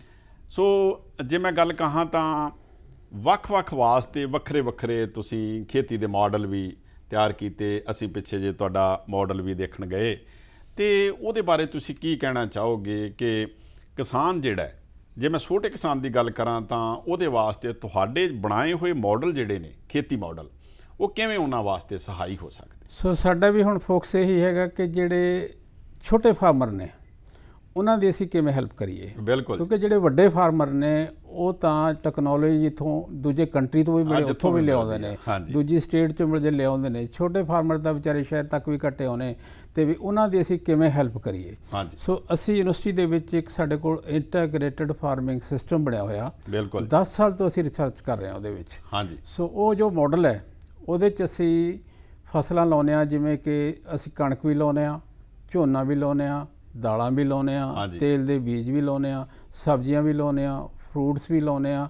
ਜਿਹੜੀ ਬਾੜ ਹੈਗੀ ਉਹ ਕਰੌਂਦੇ ਦੀ ਲੱਗੀ ਹੈ ਅੱਜ ਕੱਲ੍ਹ, ਜਿਵੇਂ ਹੁਣ ਕਰੌਂਦਾ ਉਹਦਾ ਫਲ ਲੱਗਿਆ ਬਹੁਤ ਵਧੀਆ, ਉਹਦਾ ਅਚਾਰ ਬਣਦਾ ਹੈਗਾ। ਸੋ ਬਾੜ ਵੀ ਕੰਮ ਆਉਂਦੀ ਹੈ, ਇੱਕ ਬਾੜ ਦਾ ਕੰਮ ਕਰਦੀ ਹੈ, ਦੂਜਾ ਫਰੂਟ ਵੀ ਹੈ ਉਹਦੇ 'ਤੇ ਜਿਹੜਾ ਅਚਾਰ ਬਣਦਾ। ਇਸੇ ਤਰ੍ਹਾਂ ਅਸੀਂ ਉੱਥੇ ਫਿਸ਼ ਫਾਰਮ ਵੀ ਬਣਾਇਆ, ਉਹਦੇ 'ਚ ਮੁਰਗੀਆਂ ਵੀ ਰੱਖੀਆਂ ਨੇ, ਉਹਦੇ 'ਚ ਮੱਝ ਵੀ ਰੱਖੀ ਹੈ, ਉਹਦੇ 'ਚ ਗਾਵਾਂ ਵੀ ਰੱਖੀਆਂ ਨੇ। ਸੋ ਉਹ ਇੱਕ ਮਿਕਸਡ ਮਾਡਲ ਹੈ ਜਿਹਨੂੰ ਅਸੀਂ ਇਹ ਕਹੀਏ ਕਿ ਉਹਦੇ 'ਚ ਫਸਲਾਂ ਵੀ ਹੈਗੀਆਂ ਤੇ ਉਹਦੇ 'ਚ ਜਾਨਵਰ ਵੀ ਹੈਗੇ ਨੇ, ਮੱਝਾਂ ਗਾਵਾਂ ਵੀ ਹੈਗੀਆਂ ਨੇ। ਬਿਲਕੁਲ। ਤੇ ਉਹ ਇੱਕ ਇੱਦਾਂ ਦਾ ਮਾਡਲ ਹੈਗਾ ਜਿਹਦੇ ਵਿੱਚ ਸਾਡੇ ਕੋਲ ਉਹ ਤਕਰੀਬਨ ਮਤਲਬ ਜਿਹੜਾ ਹੈਗਾ ਤੇ 5 ਏਕੜ ਦੀ ਹੈਗੀ ਜ਼ਮੀਨ ਤੇ ਉਹਦੇ 'ਚ ਸਾਨੂੰ ਤਕਰੀਬਨ 4 ਲੱਖ ਰੁਪਏ ਦੀ ਇਨਕਮ ਹੋ ਜਾਂਦੀ ਹੈਗੀ ਹੈ। ਕੁਛ ਫਸਲਾਂ ਤੋਂ ਹੋ ਜਾਂਦੀ ਹੈ ਤੇ ਕੁਛ ਜਿਹੜੀ ਹੈਗੀ ਦੁੱਧ ਹੈ, ਬੱਕਰੀਆਂ ਵੀ ਹੈ, ਉਹਨਾਂ ਦਾ ਦੁੱਧ ਹੋ ਜਾਂਦਾ ਹੈਗਾ ਤੇ ਮੱਛੀਆਂ ਵੀ ਉਹਦੇ 'ਚ ਮੱਛੀ ਪਾਲਣ ਦਾ ਕੰਮ ਹੈਗਾ। ਤੇ ਉਹ ਸਾਨੂੰ ਇਹ ਲੱਗਦਾ ਹੈ ਕਿ ਇੱਕ ਤਾਂ ਉਹਦੇ 'ਚ ਇਹ ਲੱਗਦਾ ਕਿ ਜਿੰਨੀਆਂ ਘਰ ਦੀਆਂ ਲੋੜਾਂ ਹੁੰਦੀਆਂ ਨੇ ਪਿੰਡਾਂ ਦੇ ਵਿੱਚ ਉਹ ਸਾਰੀਆਂ ਉੱਥੋਂ ਪੂਰੀਆਂ ਹੋ ਜਾਂਦੀਆਂ। ਆਪਾਂ ਛੋਟੀ ਛੋਟੀ ਚੀਜ਼ ਵਾਸਤੇ ਪਿੰਡ ਸ਼ਹਿਰ 'ਚ ਜਾਣ ਨਹੀਂ ਪਊਗਾ, ਕਦੇ ਦਾਲ ਲੈਣ ਜਾਂਦੇ ਹਾਂ, ਕਦੇ ਆਟਾ ਲੈਣ ਜਾਂਦੇ ਹਾਂ, ਤੇਲ ਲੈਣ ਜਾਂਦੇ ਹਾਂ, ਸਾਰਾ ਉੱਥੋਂ ਮਿਲ ਜਾਣਾ ਆਪਾਂ ਨੂੰ। ਇਹ ਬਹੁਤ ਵੱਡਾ ਉਹਦਾ ਹੈਗਾ ਕਿ ਘਰ ਦੀਆਂ ਲੋੜਾਂ ਤਕਰੀਬਨ ਇੱਕ ਉਹ ਜਿਹੜਾ ਹੈਗਾ ਫਾਰਮ ਸਾਡਾ ਉਹ ਆਰਗੈਨਿਕ ਬਣ ਗਿਆ। ਕਿਉਂਕਿ ਜਿਹੜੀ ਉਹਦੇ 'ਚ ਖਾਦ ਪਾਉਣੀ ਹੈ, ਜਿਹੜੀ ਉੱਥੇ ਮੱਝਾਂ ਰੱਖੀਆਂ, ਬੱਕਰੀਆਂ ਰੱਖੀਆਂ ਤੇ ਉਹਨਾਂ ਦੀ ਜਿਹੜੀ ਗੋਹਾ ਹੈਗਾ ਤੇ ਉਹਦਾ ਪਿਸ਼ਾਬ ਹੈਗਾ ਤੇ ਉਹ ਹੈ। ਈਵਨ ਅਸੀਂ ਉੱਥੇ ਬਾਇਓਗੈਸ ਵੀ ਬਣਾਉਂਦੇ ਹਾਂ, ਜਿਹੜਾ ਗੋਹਾ ਮੱਝਾਂ ਦਾ ਹੁੰਦਾ ਉਹਦੀ ਅਸੀਂ ਬਾਇਓਗੈਸ ਦਾ ਪਲਾਂਟ ਲਾਇਆ ਹੋਇਆ ਤੇ ਉਹਦੀ ਗੈਸ ਜਿਹੜੀ ਕੁਕਿੰਗ ਗੈਸ ਹੈ ਆਪਾਂ ਰੋਟੀ ਬਣਾਉਣ ਵਾਸਤੇ ਵਰਤਣੀ ਹੈ ਉਹ ਵੀ ਬਣ ਜਾਂਦੀ ਹੈ। ਸੋ ਇੱਕ ਕਿਸਮ ਦਾ ਕੰਪਲੀਟ ਮਿਕਸਡ ਮਾਡਲ ਹੈਗਾ। ਜੇ ਕਿਸਾਨ ਵੀ ਇਹਨੂੰ ਅਪਣਾ ਲੈਣ ਤੇ ਮੈਨੂੰ ਲੱਗਦਾ ਕਿ ਬਹੁਤ ਵਧੀਆ ਚੀਜ਼ ਹੈ। ਘਰ ਦੀਆਂ ਲੋੜਾਂ ਅੱਜ ਕੱਲ੍ਹ ਤਾਂ ਆਮ ਮੈਂ ਦੇਖਦਾ ਕਿਸਾਨ ਵੀਰ ਜਿਹੜਾ ਦੁੱਧ ਵੀ ਹੈਗਾ, ਜਿਹੜਾ ਕਦੇ ਪਿੰਡਾਂ 'ਚ ਅਸੀਂ ਪਹਿਲਾਂ ਬੱਚਿਆਂ ਨੂੰ ਇੰਨਾ ਪਿਆਇਆ ਕਰਦੇ ਸੀ, ਆਪ ਪੀਂਦੇ ਹੁੰਦੇ ਸੀ, ਉਹ ਵੀ ਅਸੀਂ ਹੁਣ ਵੇਰਕਾ ਦੇ ਪੈਕਟ ਲੈ ਕੇ ਆਉਂਦੇ ਹਾਂ। ਜੇ ਆਹ ਮਿਕਸ ਮਾਡਲ ਆਪਾਂ ਅਡੋਪਟ ਕਰ ਲਈਏ, ਸਭ ਕੁਝ ਘਰ ਦਾ ਹੋਊਗਾ, ਦੁੱਧ ਵੀ ਘਰ ਦਾ ਹੋਊਗਾ, ਚੰਗੀ ਸਿਹਤ ਵੀ ਹੋਊਗੀ, ਆਰਗੈਨਿਕ ਵੀ ਹੈਗਾ ਤੇ ਇਹ ਜ਼ਰੂਰ ਅਪਣਾਉਣਾ ਚਾਹੀਦਾ। ਪੰਜਾਬ ਐਗਰੀਕਲਚਰ ਯੂਨੀਵਰਸਿਟੀ ਨੇ ਖੇਤੀ ਖੋਜ ਵਿੱਚ ਬਹੁਤ ਮੱਲਾਂ ਮਾਰੀਆਂ ਜੀ। ਔਰ ਗੱਲ ਤਾਂ ਬਣਦੀ ਆ ਕਿ ਜਦੋਂ ਆਪਾਂ ਹਰ ਪਿੰਡ ਦੇ ਵਿੱਚ, ਕਿਉਂਕਿ ਤਕਰੀਬਨ 12,600 ਪਿੰਡ ਨੇ ਸਾਡੇ ਪੰਜਾਬ ਦੇ, ਤੇ ਉਹਨਾਂ ਦੇ ਵਿੱਚ ਆਪਾਂ ਟੈਕਨੋਲੋਜੀ ਵੀ ਪਹੁੰਚਾਉਣੀ ਹੈ ਔਰ ਖੇਤੀ ਪਸਾਰ ਸੇਵਾਵਾਂ ਦਾ ਜਿਹੜਾ ਤੁਹਾਡਾ ਢਾਂਚਾ ਹੈ ਹਾਂਜੀ, ਉਹ ਕਿਸ ਤਰ੍ਹਾਂ ਦਾ ਹੈਗਾ, ਤਾਂ ਕਿ ਅੱਜ ਦੇ ਜ਼ਮਾਨੇ ਦੇ ਮੁਤਾਬਕ ਜਦੋਂ ਉਹਨਾਂ ਲੋਕਾਂ ਦੇ ਨਾਲ ਮਿਲਣਾ ਹੈ ਜਾਂ ਉਸੇ ਵੇਲੇ ਛੇਤੀ ਤੋਂ ਛੇਤੀ ਜਿਹੜੀ ਆ ਇਨਫੋਰਮੇਸ਼ਨ ਉਹਨਾਂ ਨੂੰ ਪਹੁੰਚਾਉਣੀ ਹੈ, ਤਾਂ ਉਹਦੇ ਬਾਰੇ ਤੁਸੀਂ ਕਿਹੜਾ ਇੱਕ ਮਾਡਲ ਬਣਾ ਰੱਖਿਆ ਇੱਥੇ? ਕਿਉਂਕਿ ਅਸੀਂ ਦੇਖਿਆ ਕਿ ਤੁਹਾਡੀ ਇਨਫੋਰਮੇਸ਼ਨ ਬਹੁਤ ਜਲਦੀ ਲੋਕਾਂ ਕੋਲ ਇਸ ਟਾਈਮ ਤੇ ਪਹੁੰਚ ਰਹੀ ਹੈ। ਐਗਰੀਕਲਚਰ ਯੂਨੀਵਰਸਿਟੀ ਵਾਸਤੇ ਇਹ ਬਹੁਤ ਜ਼ਰੂਰੀ ਹੈ ਕਿ ਜਿਹੜੀ ਅਸੀਂ ਲੱਖਾਂ ਰੁਪਏ ਦੀ ਰਿਸਰਚ ਇੱਥੇ ਕਰਦੇ ਹਾਂ, ਹਾਂਜੀ, ਤੇ ਉਹ ਜਿਹੜੀ ਰਿਸਰਚ ਹੈ ਉਹਦਾ ਆਊਟਪੁੱਟ ਹੈਗੀ, ਜਿਵੇਂ ਅਸੀਂ ਵੈਰਾਈਟੀਆਂ ਨਵੀਆਂ ਕੱਢਦੇ ਹਾਂ, ਅਸੀਂ ਤਕਰੀਬਨ ਯੂਨੀਵਰਸਿਟੀ ਨੇ ਹੁਣ ਤੱਕ 930 ਵੈਰਾਈਟੀਆਂ ਤੇ ਹਾਈਬ੍ਰਿਡ ਕੱਢ ਚੁੱਕੇ ਹਾਂ। ਹਾਂਜੀ, ਇਸੇ ਤਰ੍ਹਾਂ ਅਸੀਂ production technologies, protection technologies, processing technologies ਕੱਢ ਰਹੇ ਹਾਂ। ਇਹਨਾਂ ਦਾ ਫਾਇਦਾ ਤਾਂ ਹੀ ਹੈ ਜੇ ਉਹ ਕਿਸਾਨਾਂ ਤੱਕ ਪਹੁੰਚਣ, ਪਿੰਡਾਂ 'ਚ ਪਹੁੰਚਣ, ਲੋਕਾਂ ਤੱਕ ਪਹੁੰਚਣ, ਉਹਦਾ ਫਾਇਦਾ ਉਠਾਉਣ ਉਹ। ਬਿਲਕੁਲ। ਸੋ ਸਾਡਾ ਇੱਕ ਬਹੁਤ ਵੱਡਾ ਇੱਥੇ ਇੱਕ ਤਾਂ ਇਹ ਹੈਗਾ, ਇਹ ਸਾਰਾ ਕੁਝ ਕਰਨ ਵਾਸਤੇ ਸਾਡੇ ਕੋਲ ਡਾਇਰੈਕਟੋਰੇਟ ਆਫ ਐਕਸਟੈਂਸ਼ਨ ਐਜੂਕੇਸ਼ਨ ਹੈ। ਬਿਲਕੁਲ। ਤੇ ਉਹਦੇ ਅੰਦਰ ਇੱਕ ਕਮਿਊਨੀਕੇਸ਼ਨ ਜਿਹੜਾ ਹੈਗਾ ਸੈਂਟਰ ਬਣਿਆ ਹੋਇਆ। ਹਾਂਜੀ। ਸੋ ਇਹਨਾਂ ਦੇ ਜ਼ਰੀਏ ਅਸੀਂ ਉਹ ਸਾਰੀ ਨਵੀਂ ਟੈਕਨੋਲੋਜੀ ਜਿਹੜੀ ਹੈਗੀ ਉਹ ਪਿੰਡਾਂ ਦੇ ਵਿੱਚ ਪਹੁੰਚਾ ਰਹੇ ਹਾਂ। ਜਿਵੇਂ ਕਿ ਇੱਕ ਤਾਂ ਅਸੀਂ ਮੇਲੇ ਲਾਉਂਦੇ ਹਾਂ ਹਰ ਸਾਲ ਸਤੰਬਰ ਦੇ ਵਿੱਚ, ਮਾਰਚ ਦੇ ਵਿੱਚ, ਤੇ ਮੇਲੇ ਬੜੇ ਪੋਪੂਲਰ ਨੇ। 1967 'ਚ ਪਹਿਲਾ ਮੇਲਾ ਲੱਗਿਆ ਸੀ ਤੇ 1.5-2 ਲੱਖ ਜੋ ਕਿਸਾਨ ਇੱਥੇ ਆਉਂਦਾ, ਉਹਨਾਂ ਦਾ ਵਿਸ਼ਵਾਸ ਬਣਿਆ ਹੋਇਆ। ਦੂਜਾ ਅਸੀਂ ਰੇਡੀਓ ਦੇ ਪ੍ਰੋਗਰਾਮ, ਟੀਵੀ ਦੇ ਪ੍ਰੋਗਰਾਮ, ਸਾਡੀਆਂ ਬਹੁਤ ਸਾਰੇ ਕਿਤਾਬਾਂ ਨੇ, ਰਸਾਲੇ ਨੇ, ਉਹਨਾਂ 'ਚ ਛਾਪਦੇ ਹਾਂ। ਪਰ ਅੱਜ ਕੱਲ੍ਹ ਜਿਹੜੀ ਨਵੀਂ ਜਨਰੇਸ਼ਨ ਆ ਗਈ ਉਹ ਥੋੜ੍ਹਾ ਚਾਹੁੰਦੇ ਨੇ ਕਿ ਸਾਨੂੰ ਡਿਜੀਟਲ ਜਿਹੜੀ ਚੀਜ਼ ਹੈ ਉਹ ਸਾਡੇ ਮੋਬਾਈਲ ਫੋਨ 'ਤੇ ਹੀ ਆ ਜਾਵੇ, ਸਾਡੇ ਕੰਪਿਊਟਰ 'ਤੇ ਆ ਜਾਵੇ, ਤੇ ਉਹ ਚਾਹੁੰਦੇ ਨੇ। ਸੋ ਉਹ ਅਸੀਂ ਹੁਣ ਇਹ ਕੀਤਾ ਕਿ ਜਿਹੜੀ ਜ਼ਿਆਦਾ ਸਟਰੈਂਥਨ ਕਰ ਰਹੇ ਹਾਂ ਕਿ ਅਸੀਂ ਜਿੰਨੇ ਵੀ ਸਾਡੇ ਵੱਧ ਤੋਂ ਵੱਧ ਕਿਸਾਨ ਵੀਰ ਹੈ ਉਹਨਾਂ ਨੂੰ WhatsApp 'ਤੇ ਜੋੜ ਰਹੇ ਹਾਂ। ਤੇ ਅੱਜ ਦੀ ਡੇਟ ਦੇ ਵਿੱਚ ਸਾਡੇ ਕੋਲ 11 ਲੱਖ ਤੋਂ ਵੀ ਵੱਧ ਕਿਸਾਨ ਵੀਰ ਜਿਹੜੇ ਨੇ ਉਹ WhatsApp 'ਤੇ ਜੁੜੇ ਹੋਏ ਨੇ। ਸੋ ਉਹ ਕਿਸਾਨ ਨੂੰ ਅਸੀਂ ਉਹ WhatsApp ਦੇ ਉੱਤੇ ਇੱਕ ਤਾਂ ਹਰ ਹਫ਼ਤੇ ਹੀ ਅਸੀਂ ਖੇਤੀ ਸੰਦੇਸ਼ ਭੇਜਦੇ ਹਾਂ। ਬਿਲਕੁਲ। ਉਹ ਬਹੁਤ ਅੱਛੀ ਜਾਣਕਾਰੀ ਹੁੰਦੀ ਹੈ, ਪੰਜਾਬੀ ਦੇ ਵਿੱਚ ਹੁੰਦੀ ਹੈ, ਤੁਸੀਂ ਮੋਬਾਈਲ 'ਤੇ ਹੀ ਪੜ੍ਹ ਲੈਂਦੇ ਹੋ, ਉਹਦਾ ਫਾਇਦਾ ਬਹੁਤ ਹੁੰਦਾ। ਦੂਜਾ ਇਹ ਹੈਗਾ ਕਿ ਹਰ ਹਫ਼ਤੇ ਹੀ ਅਸੀਂ ਫੇਸਬੁੱਕ ਲਾਈਵ ਪ੍ਰੋਗਰਾਮ ਕਰਦੇ ਹਾਂ ਜਿਹੜਾ ਇੰਟਰੈਕਟਿਵ ਹੁੰਦਾ। ਜਦੋਂ ਉਹਦੇ 'ਚ ਇੰਟਰਵਿਊ ਆਉਂਦੀ ਹੈ ਤੇ ਉਹਦੇ ਕਮੈਂਟਸ ਵੀ ਆਉਂਦੇ ਨੇ, ਆਹ ਕਰੋ, ਆਹ ਕਰਨਾ ਚਾਹੀਦਾ, ਉਹ ਅਸੀਂ ਫਿਰ ਉਸ 'ਤੇ ਐਕਸ਼ਨ ਲੈਂਦੇ ਹਾਂ ਤੇ ਜੋ ਸਾਨੂੰ ਕਿਹਾ ਜਾਂਦਾ ਕਿ ਇਹਦੀ ਲੋੜ ਹੈ ਉੱਦਾਂ ਦਾ ਅਸੀਂ ਕੰਮ ਕਰਦੇ ਹਾਂ। ਬਿਲਕੁਲ। ਸੋ ਇਸੇ ਤਰ੍ਹਾਂ ਹੁਣ ਅਸੀਂ ਇੱਕ ਹੋਰ ਸ਼ੁਰੂ ਕੀਤਾ ਕਿ ਅੱਜ ਕੱਲ੍ਹ ਵੀਡੀਓ ਦਾ ਬਹੁਤ ਜ਼ਮਾਨਾ ਆ ਗਿਆ। ਸ਼ਾਰਟ ਵੀਡੀਓ ਜਿਹੜੀਆਂ 1.5-2 ਮਿੰਟ ਦੀਆਂ ਨੇ, ਅਸੀਂ ਕੋਈ ਵੀ ਪ੍ਰੋਬਲਮ ਜਿਹੜੀ ਆਉਂਦੀ ਹੈਗੀ ਹੈ, ਤੇ ਜਿਵੇਂ ਹੁਣ ਥੋੜ੍ਹੇ ਦਿਨ ਪਹਿਲਾਂ ਸਾਨੂੰ ਪਤਾ ਲੱਗਿਆ ਸੀ ਕਿ ਅੱਜ ਕੱਲ੍ਹ ਅੰਬਾਂ ਦੇ ਉੱਤੇ ਇੱਕ ਕੀੜਾ ਪੈ ਗਿਆ, ਸਾਰਾ ਚਿੱਟੇ ਹੋ ਗਏ ਜਿਵੇਂ, ਤੇ ਕਣਕ ਪਹਿਲਾਂ ਕਪਾਹ ਦੇ ਵਿੱਚ ਵੀ ਆਇਆ ਸੀ ਮਿਲੀਬਗ। ਸੋ ਉਹਦੀ ਸਾਨੂੰ ਇੱਕਦਮ ਜ਼ਰੂਰਤ ਹੈ ਕਿ ਰੋਕਥਾਮ ਕਰਨੀ ਹੈ। ਅਸੀਂ ਸ਼ਾਰਟ ਵੀਡੀਓ 1 ਮਿੰਟ ਦੀ ਬਣਾ ਕੇ ਤੇ ਉਹ ਪਾਈ ਹੈ, ਤੇ ਉਸ ਤੋਂ ਬਾਅਦ ਅਸੀਂ ਉਸ ਨੂੰ ਟਵੀਟ ਵੀ ਕੀਤਾ ਹੈਗਾ, ਉਹਦਾ ਬੜਾ ਰਿਸਪੌਂਸ ਮਿਲ ਰਿਹਾ। ਸ਼ਾਰਟ ਵੀਡੀਓ ਜਿਹੜੀਆਂ ਨੇ ਸੋ ਉਹ ਅਸੀਂ ਵੱਧ ਤੋਂ ਵੱਧ ਕਰ ਰਹੇ ਹਾਂ। ਹੁਣ ਡਾਕਟਰ ਸਾਹਿਬ ਗੱਲ ਇਹ ਹੈ ਕਿ ਅੱਜ ਕੱਲ੍ਹ ਪੰਜਾਬ ਦੇ ਵਿੱਚ ਨੌਜਵਾਨ ਹੋਣ ਜਾਂ ਕਿਸਾਨ ਹੋਣ, ਤੇ ਅਸੀਂ ਹਰ ਨੌਜਵਾਨ ਚਾਹੁੰਦਾ ਕਿ ਮੈਂ ਹੱਥ ਸਿੱਧੇ ਕਰਨ ਵਾਸਤੇ ਕੋਈ ਨਾ ਕੋਈ ਸਿਖਲਾਈ ਪ੍ਰੋਗਰਾਮ ਕਰਾਂ। ਬਿਲਕੁਲ। ਔਰ ਇਹ ਇੱਕ ਪੰਜਾਬ ਐਗਰੀਕਲਚਰ ਯੂਨੀਵਰਸਿਟੀ ਦਾ ਆਬਜੈਕਟਿਵ ਵੀ ਆ, ਮੈਂਡੇਟ ਵੀ ਹੈ ਕਿ ਅਸੀਂ ਆਪਣੇ ਨੌਜਵਾਨਾਂ ਨੂੰ ਕੋਈ ਸਿਖਲਾਈ ਦੇ ਕੇ, ਖੇਤੀ ਸਿਖਲਾਈ ਦੇ ਕੇ, ਤੇ ਉਹਨਾਂ ਨੂੰ ਆਤਮ ਨਿਰਭਰ ਬਣਾਈਏ। ਸੋ ਇਹਦੇ ਬਾਰੇ ਵੀ ਤੁਸੀਂ ਕੋਈ ਇਹੋ ਜਿਹਾ ਪ੍ਰੋਗਰਾਮ ਕਰ ਰਹੇ ਹੋ? ਕਿਉਂਕਿ ਅਸੀਂ ਦੇਖਿਆ ਕਿ ਪੰਜਾਬ ਐਗਰੀਕਲਚਰ ਯੂਨੀਵਰਸਿਟੀ ਸਾਰੇ ਭਾਰਤ ਦੀ ਨੰਬਰ 1 ਖੇਤੀਬਾੜੀ ਯੂਨੀਵਰਸਿਟੀ ਹੈ ਜੀ। ਕਿ ਅੱਜ ਕੱਲ੍ਹ ਸਟਾਰਟਅਪਸ ਦਾ ਬੜਾ ਰੌਲਾ ਪੈਂਦਾ ਹੈ। ਬਿਲਕੁਲ ਜੀ। ਐਗਰੀ ਸਟਾਰਟਅਪਸ, ਕੋਈ ਇਹਦੇ ਬਾਰੇ ਵੀ ਇਹੋ ਜਿਹੇ ਪ੍ਰੋਗਰਾਮ ਸਟਾਰਟ ਕੀਤੇ ਆ ਕਿ ਤੁਸੀਂ ਇਕੱਠੇ ਕਰਕੇ ਨੌਜਵਾਨਾਂ ਨੂੰ ਇਹੋ ਜਿਹੀ ਸਿਖਲਾਈ ਦੇ ਰਹੇ ਹੋ? ਪੰਜਾਬ ਐਗਰੀਕਲਚਰ ਯੂਨੀਵਰਸਿਟੀ ਨੇ ਇੱਕ ਸਕਿੱਲ ਡਿਵੈਲਪਮੈਂਟ ਸੈਂਟਰ ਬਣਾਇਆ ਹੈ।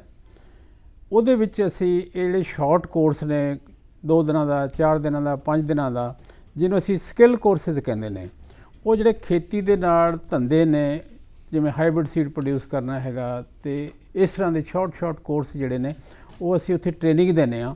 ਸਬਜ਼ੀਆਂ ਕਿਵੇਂ ਲਾਉਣੀਆਂ, ਆਰਗੈਨਿਕ ਫਾਰਮਿੰਗ ਕਿਵੇਂ ਕਰਨੀ ਹੈ, ਇੰਟੀਗ੍ਰੇਟਿਡ ਫਾਰਮਿੰਗ ਦਾ ਸਿਸਟਮ ਮਾਡਲ ਕੀ ਹੈਗਾ, ਸਾਰੀਆਂ ਟ੍ਰੇਨਿੰਗਾਂ ਦਿੰਦੇ ਹਾਂ।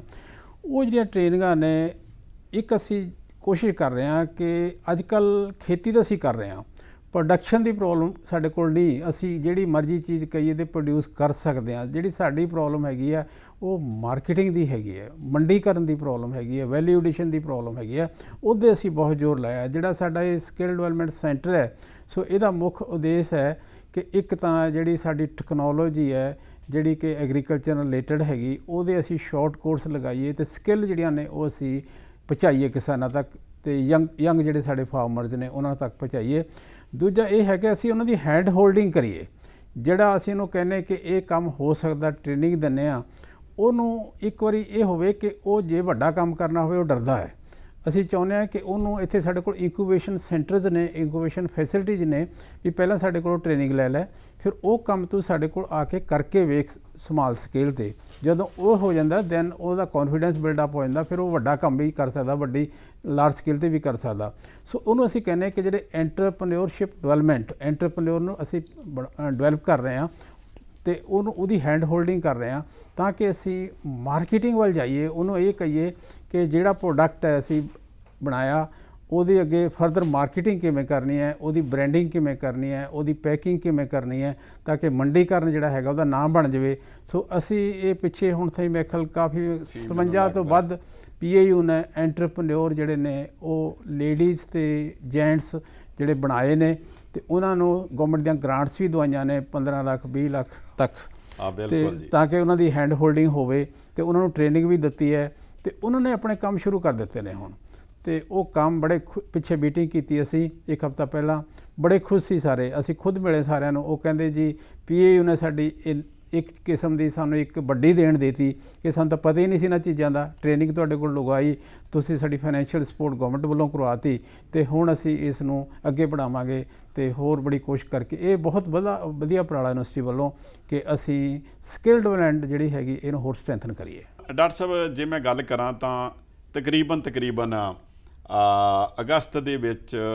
ਅਗਸਤ 22 ਦੇ ਵਿੱਚ ਤੁਸੀਂ ਇਹ ਪੰਜਾਬ ਐਗਰੀਕਲਚਰ ਯੂਨੀਵਰਸਿਟੀ ਨੇ ਜੁਆਇਨ ਕੀਤਾ ਸੀ, ਅਤੇ ਬੜੀ ਖੁਸ਼ੀ ਦੀ ਗੱਲ ਹੈ ਕਿ ਹੁਣ ਅਸੀਂ ਆ ਰਹੇ ਸੀ ਸਾਡੀ ਸਾਰੀ ਟੀਮ, ਅਤੇ ਅਸੀਂ ਦੇਖਿਆ ਕਿ ਕਾਫੀ ਗ੍ਰੀਨ ਅਤੇ ਕਲੀਨ ਤੁਸੀਂ ਬਣਾਉਣ ਦੀ ਕੋਸ਼ਿਸ਼ ਕਰ ਰਹੇ ਹੋ। ਇਹਨਾਂ ਬਾਰੇ ਵੀ ਔਰ ਤੁਹਾਡਾ ਕੀ ਵਿਜ਼ਨ ਹੈਗਾ ਕਿ ਹੁਣ ਤੁਸੀਂ ਇਹ ਸਾਲ ਦੇ ਵਿੱਚ ਕਿਹੜੀਆਂ ਖੇਤੀ ਖੋਜ, ਪਸਾਰ ਜਾਂ ਟੀਚਿੰਗ ਦੀ ਮੈਂ ਗੱਲ ਕਰਾਂ, ਅਕਾਦਮਿਕ ਦੀ ਗੱਲ ਕਰਾਂ, ਅਤੇ ਉਹਦੇ ਵਿੱਚ ਕਿਹੜੀਆਂ ਮੱਲਾਂ ਮਾਰਨ ਜਾ ਰਹੇ ਹੋ? ਸੋ ਇੱਕ ਤਾਂ ਜਦੋਂ ਮੈਂ ਆਇਆ ਸੀ, ਸਭ ਤੋਂ ਪਹਿਲੇ ਅਸੀਂ ਕਲੀਨ ਅਤੇ ਗ੍ਰੀਨ ਡਰਾਈਵ ਇੱਥੇ ਸ਼ੁਰੂ ਕੀਤੀ ਸੀ। ਬਿਲਕੁਲ। ਉਹ ਕਿਉਂ ਕੀਤੀ ਸੀ? ਕਿਉਂਕਿ ਯੂਨੀਵਰਸਿਟੀ 60 ਸਾਲਾਂ ਦੀ ਹੋ ਗਈ ਸੀ, ਜਿਹੜੇ ਸਾਡੇ ਲੋਨ ਸੀ, ਬਹੁਤ ਸਾਰੀਆਂ ਇੱਥੇ ਇਨਫਰਾਸਟਰਕਚਰ ਸੀ, ਉਹਦੀ ਮੇਨਟੇਨੈਂਸ ਵੀ ਬਹੁਤ ਜ਼ਰੂਰੀ ਹੈ। ਆਪਾਂ ਆਪਣੇ ਘਰ ਤਾਂ ਅਪਗ੍ਰੇਡ ਕਰਦੇ ਰਹਿੰਦੇ ਹਾਂ, ਪਰ ਜਿਹੜੀ ਇੰਸਟੀਟਿਊਸ਼ਨ ਹੁੰਦੀਆਂ ਨੇ ਕਈ ਵਾਰੀ ਸਾਡੇ ਕੋਲ ਲਿਮਿਟੇਸ਼ਨਸ ਹੁੰਦੀਆਂ ਨੇ, ਇਹਦੇ ਵਾਸਤੇ ਪੈਸਾ ਨਹੀਂ ਹੁੰਦਾ ਜਿਹੜਾ ਇਨਫਰਾਸਟਰਕਚਰ ਦਾ। ਬਿਲਕੁਲ। ਤਾਂ ਅਸੀਂ ਉਹ ਸ਼ੁਰੂ ਕੀਤਾ ਕਿ ਕਲੀਨ ਐਂਡ ਗ੍ਰੀਨ ਡਰਾਈਵ, ਜਿੱਥੇ ਅਸੀਂ ਸਾਰਾ ਦਿਨ ਰਹਿਣਾ, ਬੱਚਿਆਂ ਨੇ ਪੜ੍ਹਨਾ, ਅਸੀਂ ਖੋਜ ਕਰਨੀ ਹੈ, ਉਹ ਸਾਫ ਸੁਥਰਾ ਦਾ ਹੋਵੇ, ਜਿੱਥੇ ਅਸੀਂ ਸਾਹ ਲੈਣਾ ਸਾਰਾ ਦਿਨ। ਸੋ ਉਹ ਅਸੀਂ ਸ਼ੁਰੂ ਕੀਤੀ ਸੀ। ਸੋ ਬਹੁਤ ਸਾਰੇ ਜਿਹੜੇ ਸਾਡੇ ਐਂਟਰੈਂਸਸ ਨੇ ਯੂਨੀਵਰਸਿਟੀ ਦੀਆਂ ਅਤੇ ਸਾਡੇ ਲੋਨਸ ਨੇ, ਉਹਨਾਂ ਨੂੰ ਅਸੀਂ ਅਪਗ੍ਰੇਡ ਕਰ ਰਹੇ ਹਾਂ। ਬਿਲਕੁਲ।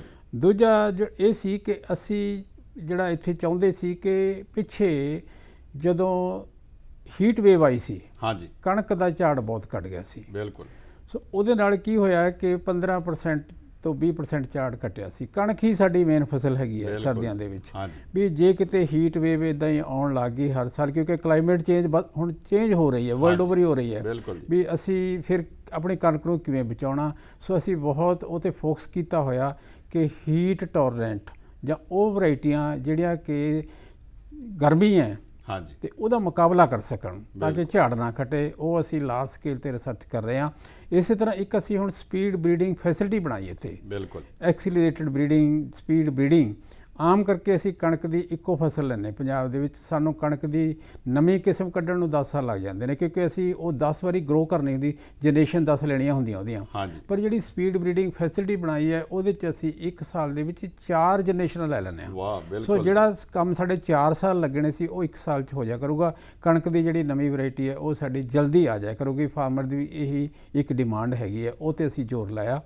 ਅਤੇ ਇਸੇ ਤਰ੍ਹਾਂ ਅਸੀਂ ਵਾਟਰ ਜਿਹੜਾ ਹੈਗਾ ਸਾਡਾ ਹੇਠਾਂ ਜਾ ਰਿਹਾ, ਉਹਨੂੰ ਅਸੀਂ ਕਿਵੇਂ ਕੰਟਰੋਲ ਕਰਨਾ, ਮੈਨੇਜ ਕਰਨਾ, ਉਹ ਕੰਮ ਕਰ ਰਹੇ ਹਾਂ। ਇਹਦੇ ਨਾਲ ਅਸੀਂ ਕੈਨੇਡਾ ਦੇ ਨਾਲ ਵੀ 2-3 ਮੀਟਿੰਗਾਂ ਕੀਤੀਆਂ ਨੇ। ਕੈਨੇਡਾ ਦੇ ਵਿੱਚ ਇਹ ਪ੍ਰੋਬਲਮ ਹੈਗੀ ਹੈ, ਉਹਨਾਂ ਨਾਲ ਮੀਟਿੰਗਾਂ ਕੀਤੀਆਂ ਨੇ। ਈਵਨ ਅਸੀਂ ਫਾਰਮਰ ਬੁਲਾਏ ਸੀ ਜਿਹੜੇ ਕਿ ਅਮਰੀਕਾ ਦੇ ਵਿੱਚ ਫ੍ਰਿਜਨੋ ਸਟੇਟ ਯੂਨੀਵਰਸਿਟੀ ਕੈਲੀਫੋਰਨੀਆ ਦੇ ਵਿੱਚ, ਉਹਨਾਂ ਦੀ ਵਾਟਰ ਦੀ ਸਾਡੇ ਵਰਗੀ ਉਹ ਪ੍ਰੋਬਲਮ ਹੈ। ਸੋ ਉਹ ਕੀ ਕਰਦੇ ਨੇ, ਅਸੀਂ ਕੀ ਕਰਨਾ, ਰਲ ਕੇ ਕੰਮ ਕਰ ਰਹੇ ਹਾਂ ਅਸੀਂ, ਇਹ ਪਾਣੀ ਅਸੀਂ ਬਚਾਉਣਾ।